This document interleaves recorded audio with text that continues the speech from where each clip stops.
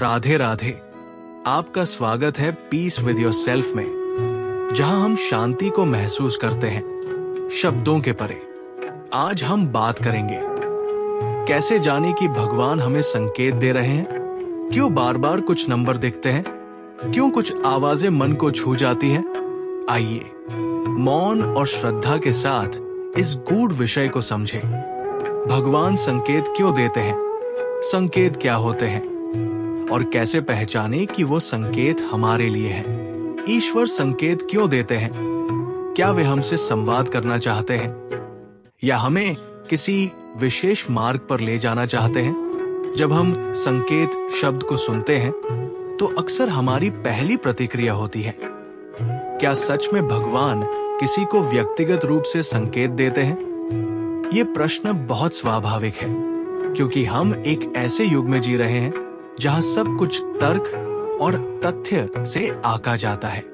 लेकिन अध्यात्म का मार्ग केवल तर्क से नहीं चलता, वहां अनुभव और अनुभूति अधिक महत्वपूर्ण होती है।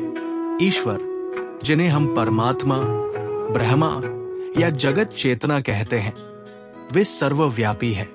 उनका कार्य केवल सृष्टि की रचना नहीं, बल्कि प्रत्येक जीव के अंतर्मन से संवाद करना भी है। लेकिन ये संवाद शब्दों में नहीं होता, वो एक सूक्ष्म मार्ग से आता है जिसे हम संकेत कहते हैं। भगवान संकेत इसीलिए देते हैं क्योंकि वे चाहते हैं कि हम उस दिशा में चलें जो हमारे आत्मिक विकास के लिए उपयुक्त है। वो दिशा हमेशा हमारे अहंकार की इच्छा से अलग होती है। जो हम चाहते हैं जरूरी नहीं कि वही हमारे लिए सही हो, और ईश्वर के संकेत इसी भ्रम को तोड़ते हैं। वे हमें ठहर कर, सोचकर, आत्मा की सुनकर आगे बढ़ने के लिए प्रेरित करते हैं। कभी कभी संकेत हमें जीवन के मोड़ पर गलत निर्णय से बचाते हैं, और कभी कभी वे हमें हमारी नियति की ओर बढ़ने के लिए प्रेरित करते हैं। भगवान संकेत इसलिए नहीं देते कि हमें डराए, बल्कि इसलिए देते हैं ताकि हम जागे, अपने भीतर उतरें और उनके प्रेमिल मार्गदर्शन को पहचानें। संकेत क्या होते हैं? क्या वे केवल बाहरी घटनाएं हैं या एक आंतरिक जागृति भी होती है? संकेतों को केवल बाहरी संयोग मानना एक बड़ी भूल है। हाँ, संकेत कभी कभी बाह्य घटनाओं के रूप में आते हैं, जैसे एक विशेष नंबर बार बार दिखना, जैसे 11:11, 777, 108। किसी किताब का वही पन्ना खुल जाना जिसका उत्तर आपको चाहिए था। किसी अजनबी का अचानक कोई वाक्य बोल देना जो आपके मन की गहराई से जुड़ जाता है।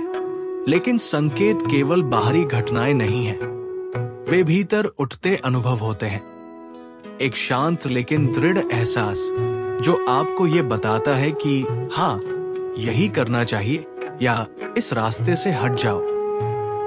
ये अनुभव इतना सूक्ष्म होता है कि जब तक आप मौन नहीं होते तब तक वो सुनाई नहीं देता। संकेतों का कार्य केवल मार्गदर्शन देना नहीं होता, बल्कि हमारे अंदर के भ्रमों को तोड़ना और हमें अपने भीतर के सत्य के करीब ले जाना भी होता है। जब हम किसी चीज को बार बार सोचते हैं और तभी कोई घटना या शब्द हमारे सामने आता है, तो अक्सर हम उसे कोइंसिडेंस कहकर टाल देते हैं। लेकिन अगर हम सजग हो तो ये अनुभव भीतर तक हिलाकर रख देता है। उदाहरण के तौर पर एक व्यक्ति बार बार सोचता है कि उसे अपनी नौकरी छोड़कर ध्यान और साधना के मार्ग पर जाना चाहिए, और उसी दिन जब वो गीता खोलता है तो पहला श्लोक आता है, कर्मण्येवाधिकारस्ते मा फलेषु कदाचन। ये सिर्फ संयोग नहीं है, ये ईश्वर की मौन उपस्थिति है जो कहती है, मैं तुम्हारे साथ हूं। संकेतों को कैसे पहचाने? अंतरात्मा की भाषा को सुनना सीखना आवश्यक है। अब सबसे महत्वपूर्ण प्रश्न ये उठता है, अगर संकेत इतने सूक्ष्म हैं, तो हम उन्हें पहचाने कैसे? इसका उत्तर एक पंक्ति में नहीं दिया जा सकता, लेकिन इसे अनुभव और अभ्यास के माध्यम से गहराई से समझा जा सकता है। संकेतों को पहचानने के लिए सबसे पहले हमें अपनी अंतः प्रज्ञा या इनर वॉइस को जागृत करना होता है। ये आवाज हमारे भीतर हमेशा सक्रिय होती है, परंतु हमारी भागदौड़ भरी जिंदगी, बाहरी शोर और लगातार चलती सोच की वजह से हम इसे सुन नहीं पाते। ये वही आवाज है जो हमें चुपचाप कहती है, इससे बात मत करो, ये व्यक्ति तुम्हारा समय लेगा, या अब रुको, कुछ ठीक नहीं लग रहा, या कभी कभी ये अवसर मत छोड़ो, यही समय है। जब आप इस आवाज को अनसुना करते हैं तो पश्चाताप होता है, और जब इसे सुनते हैं तो जीवन एक नए अध्याय की ओर बढ़ता है। संकेत की पहचान तभी संभव है जब हम दो गुणों को अपने भीतर जागृत करें। पहला है सजगता यानी अवेयरनेस, और दूसरा है अहंकार रहित श्रवण यानी ईगोलेस लिसनिंग। आपको ये देखना होगा कि ये संकेत किसी इच्छा से आ रहा है या किसी गहरी शांति से। संकेत कभी भी डर या लालच से नहीं आता, वह एक सहज, निर्मल और स्थिर भाव में प्रकट होता है। वह न तो आपको बाध्य करता है, न भ्रमित करता है, बल्कि भीतर से स्पष्टता लाता है। उदाहरण के लिए, यदि आप किसी निर्णय को लेकर उलझन में हैं और तभी आपको कोई सपना आता है जिसमें कोई गुरु या प्रकाश का स्वरूप आपको शांत दृष्टि से देखता है, तो ये सपना केवल चित्र नहीं, एक संदेश है कि आप स्थिर रहें, जल्दी निर्णय न लें। ध्यान और साधना के माध्यम से जब आपका मन शांत होता है तो संकेतों की पहचान अपने आप स्पष्ट होने लगती है। ये कोई रॉकेट साइंस नहीं, बल्कि अंतर्ज्ञान की साधना है जो धीरे धीरे हमारे भीतर सत्य और असत्य के बीच का अंतर स्पष्ट करती है। ईश्वर संकेत इसलिए देते हैं ताकि हम अपने जीवन की दिशा को आत्मा से चुने, न कि केवल अहंकार से। संकेत केवल बाहरी घटनाएं नहीं, बल्कि आत्मा से हो रहा संवाद होते हैं जो मौन और स्थिरता में अनुभव होता है। संकेतों को पहचानने के लिए सजगता, अंतर्मुखता और अपने भीतर की आवाज को सुनने की क्षमता आवश्यक है। संकेत डर या लालच से नहीं आते, वे केवल शांति, श्रद्धा और मौन में प्रकट होते हैं और हमें सही दिशा की ओर जेंटली निर्देशित करते हैं। संकेतों के पीछे छिपा हुआ संदेश, मौन, मंत्र जप और आत्म संवाद की साधना। संकेत केवल इशारा नहीं होता, वो एक दिव्य संवाद है जो मौन में घटता है। जब हम संकेत शब्द का उपयोग करते हैं तो अधिकतर लोग इसे केवल एक बाहरी घटना मान लेते हैं, जैसे कोई विशेष संख्या दिखना, किसी सपने में ईश्वर का आना या कोई पुस्तक अचानक किसी उत्तर के पन्ने पर खुल जाना। लेकिन अगर हम थोड़ा गहराई में जाएं तो समझ पाएंगे कि संकेत दरअसल एक संवाद होता है। वो संवाद जो ईश्वर हमारी आत्मा से करता है, परंतु ये संवाद सामान्य शब्दों में नहीं होता। ये ऊर्जा, भावना, मौन और आंतरिक स्पर्श के माध्यम से होता है। ईश्वर हमसे ऐसे नहीं पूछते कि क्या तुम यही करना चाहते हो। वे कभी जोर से आवाज नहीं देते, बल्कि वे हमारे भीतर एक विचार बिठा देते हैं जो हमें बहुत सच्चा लगता है, जो किसी तर्क से नहीं उपजा होता, पर उसे नकारना असंभव होता है। संकेत तभी अनुभव होता है जब हमारी चेतना उस मौन के स्तर पर उतरती है जहां विचार रुक जाते हैं और भावनाएं स्पष्ट रूप से बोलने लगती हैं। ये मौन, जो शुरुआत में केवल शब्दों की अनुपस्थिति लगता है, धीरे धीरे एक जीवंत उपस्थिति बन जाता है। वहां ईश्वर है, पर वो किसी मंदिर या मूर्ति में नहीं, बल्कि हमारे भीतर की चेतना में प्रकट होता है। जब भी आपको कोई संकेत मिले, कोई सपना, कोई शब्द, कोई पुस्तक या भीतर उठता भाव, तो तुरंत प्रतिक्रिया करने की जगह उसे मौन में बैठकर अनुभव करें। क्या वो संकेत केवल आपके भय या इच्छा से उपजा है, या वह एक शांत, ठोस अनुभूति है जो आपके भीतर कुछ खोल रही है? यही अंतर है सच्चे और भ्रमात्मक संकेत में। जब संकेत नहीं मिलते तो क्या इसका अर्थ है कि ईश्वर हमसे रूठ गए हैं? बहुत बार साधक इस प्रश्न से जूझते हैं। मैं रोज प्रार्थना करता हूं, भगवान को याद करता हूं, फिर भी कोई उत्तर नहीं मिलता। ऐसा क्यों? इस स्थिति को समझना बहुत आवश्यक है, क्योंकि ये सबसे संवेदनशील समय होता है जब हम या तो गहराई में प्रवेश करते हैं या अपनी श्रद्धा खो बैठते हैं। हमें ये समझना होगा कि ईश्वर हर समय हमारे साथ है, लेकिन वो उसी तरह प्रकट होते हैं जैसे सूरज तभी दिखाई देता है जब बादल हटते हैं। अगर आपका मन विक्षिप्त है, अपेक्षाओं से भरा है, तो संकेत भले ही बार बार आए, लेकिन वो बादलों की तरह आपकी चेतना से टकराकर वहीं रुक जाते हैं। दूसरा कारण ये भी हो सकता है कि आप संकेत की परिभाषा को केवल चमत्कारिक घटनाओं में ढूंढ रहे हैं, जबकि ईश्वर का संकेत कई बार असफलताओं में, रुकावटों में, किसी दरवाजे के बंद होने में छिपा होता है। जब आप बार बार एक काम में असफल हो रहे हैं, तो हो सकता है वो ईश्वर की ओर से ये कहने का तरीका हो कि ये तुम्हारा मार्ग नहीं है, कुछ और खोजो। संकेत हर बार पुष्प की तरह नहीं आता, कई बार वो कांटे के रूप में आता है जो हमें एक नए रास्ते की ओर मोड़ता है। इसलिए जब संकेत नहीं मिले तो बेचैन होने की बजाय भीतर झांकिए। ईश्वर शायद बहुत सूक्ष्म रूप में आपसे संवाद कर रहे हों, और आपके भीतर की चुप्पी ही वो जगह हो जहां उत्तर छुपा बैठा हो। मंत्र जाप और मौन साधना संकेतों की भाषा को समझने के दो प्रमुख साधन।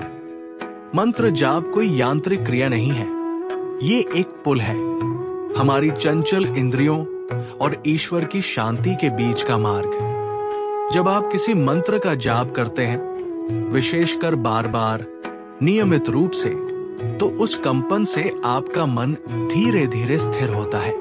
एक बिंदु आता है जब मंत्र आपके होठों से निकलना बंद हो जाता है और हृदय के भीतर गूंजने लगता है। ये स्थिति अत्यंत पवित्र होती है, क्योंकि यहाँ संकेतों की भूमि बनती है। जब मन स्थिर और शांत होता है, तब आत्मा की आवाज सुनाई देती है, और वही आत्मा ईश्वर से जुड़कर उत्तर देती है। मौन साधना इसका दूसरा स्तंभ है। मौन का अर्थ केवल बोलना बंद करना नहीं है, बल्कि विचारों की दौड़ को रोककर अपने भीतर की गहराइयों में उतरना है। जब आप मौन होते हैं और मौन के साथ सजग भी रहते हैं, तब आप अपने भीतर एक नई अनुभूति महसूस करते हैं, जैसे कोई आपको देख रहा हो, सुन रहा हो और हर पल मार्गदर्शन दे रहा हो। मौन में जो आवाजें सुनाई देती हैं, वे विचार नहीं होती, वे निर्देश होते हैं, और इन्हीं निर्देशों के माध्यम से संकेत स्पष्ट होते जाते हैं। ध्यान, मंत्र जप और मौन, ये तीनों मिलकर हमारी चेतना को उस स्तर तक उठाते हैं जहां ईश्वर की भाषा को सुना और समझा जा सकता है।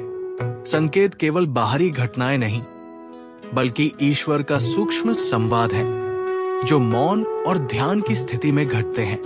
जब संकेत नहीं मिलते, तभी ईश्वर मौन रूप में साथ होते हैं, और असफलताएं भी उनकी योजना का भाग हो सकती हैं। मंत्र जाप और मौन साधना के माध्यम से चेतना की परतें खुलती हैं, और आत्मा उस कंपन तक पहुंचती है जहां संकेत स्पष्ट होने लगते हैं। संकेतों को सुनने की योग्यता केवल बाहरी अभ्यास से नहीं, बल्कि भीतर की स्थिरता और समर्पण से जागृत होती है। संकेत मिलने के बाद क्या करें, उनकी पुष्टि कैसे करें, और ईश्वर की योजना पर भरोसा कैसे रखें। संकेत मिलने के बाद अगला कदम क्या हो? क्या तुरंत कार्य करें या प्रतीक्षा करें? बहुत से लोग जब कोई संकेत अनुभव करते हैं, जैसे बार बार कोई संख्या दिखना, कोई सपना आना या कोई विशेष शब्द सुनना, तो वे अत्यधिक उत्साहित होकर तुरंत निर्णय लेना चाहते हैं। लेकिन संकेत का उद्देश्य निर्णय में जल्दबाजी करवाना नहीं होता। संकेत एक दिशा दिखाते हैं, मंजिल नहीं। ये एक हल्की सी खटखटाहट है। ये नहीं कहता कि दरवाजा तुरंत खोल दो, बल्कि कहता है, देखो कौन आया है, जानो क्या भाव भीतर से उठ रहा है। जब भी कोई संकेत मिले, सबसे पहले उसे ध्यान और मौन के माध्यम से अपने भीतर उतारो।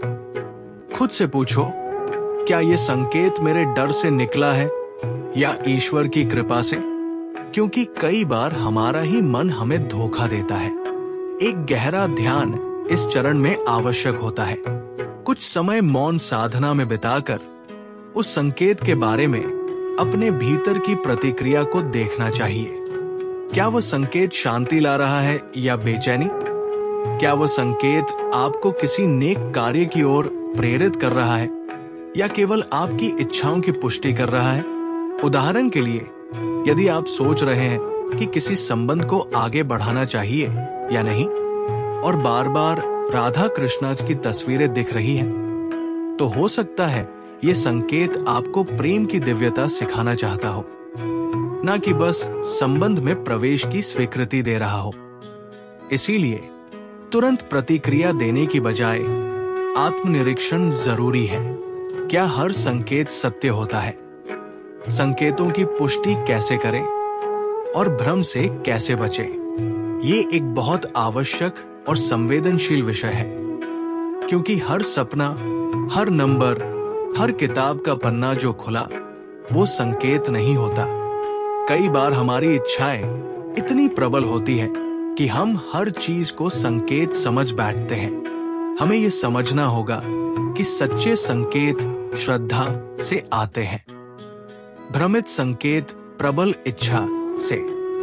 इसलिए संकेतों की परीक्षा करना आवश्यक है।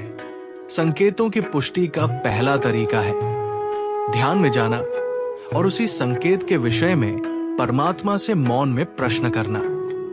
यदि उत्तर में मन शांत होता है, कोई संदेह नहीं उठता, तो वो संकेत संभवतः सत्य है। दूसरा तरीका है, वही संकेत बार बार अलग अलग रूपों में आना चाहिए, बिना मांगे। यदि आप बार बार 108, 108, 108 देख रहे हैं, लेकिन आपने कभी गिनने का प्रयास नहीं किया, तब ये अधिक विश्वसनीय है। तीसरा तरीका है बाह्य पुष्टि।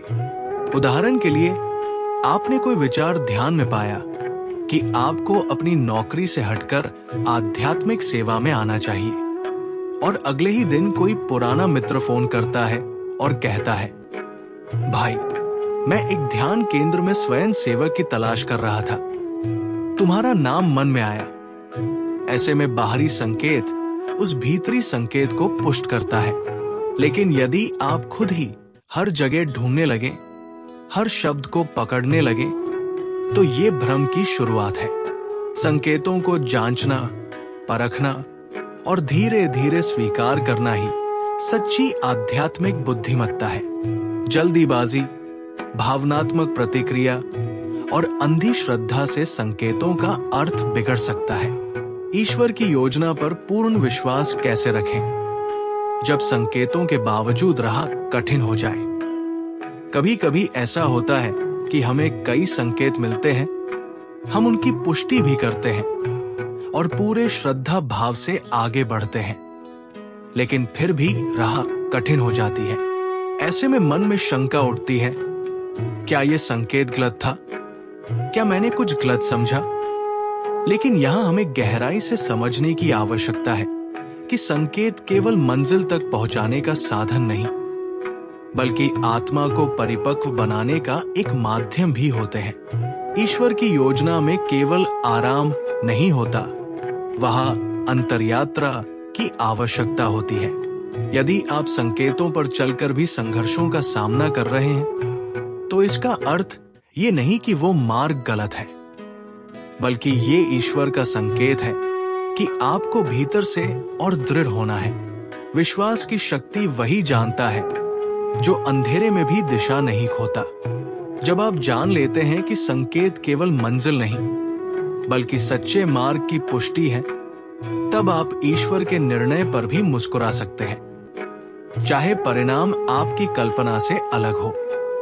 उदाहरण के लिए, एक साधक को बार बार संकेत मिला कि वो विदेश जाकर ध्यान केंद्र में सेवा करे। वह गया, लेकिन वहां कठिन परिस्थितियां थी। कोई सुविधा नहीं, कोई मान नहीं।